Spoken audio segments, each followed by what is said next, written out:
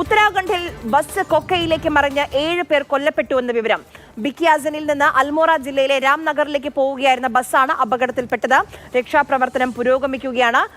അപകടത്തിന്റെ ദൃശ്യങ്ങളാണ് നമ്മൾ ഈ കാണുന്നത്. ഉത്തരാഖണ്ഡിലാണ് ബസ് മറിഞ്ഞ് ഈ വലിയൊരു അപകടം ഉണ്ടായിരിക്കുന്നത്. അനൂപ് ദാസ് നമുക്കൊപ്പം ചേരുന്നുണ്ട്. അനൂപ്, വിവരങ്ങൾ പറയും.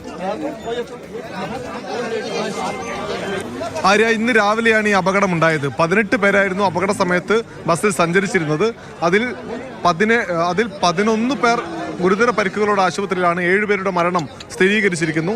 ഈ നേരത്തെ തന്നെ ഈ ഉത്തരാഖണ്ഡിലെ ബസ് അപകടങ്ങൾ സംബന്ധിച്ച ഗുരുതരമായ വിവരങ്ങൾ പുറത്തു വന്നിട്ടുണ്ട്. ഓരോ വർഷവും ശരാശരി 1000 ബസ് അപകടങ്ങൾ നടക്കുന്നുണ്ട്. അതിന് പ്രധാനപ്പെട്ട കാരണം റോഡ് ഗതാഗതത്തിലെ റോഡിൻ്റെ കുറേയേറെ പ്രശ്നങ്ങളാണ്. ചെറിയ റോഡുകൾ, ഒരു ഭാഗത്ത് വലിയ കൊക്ക, മറുഭാഗത്ത് വലിയ മലനിര.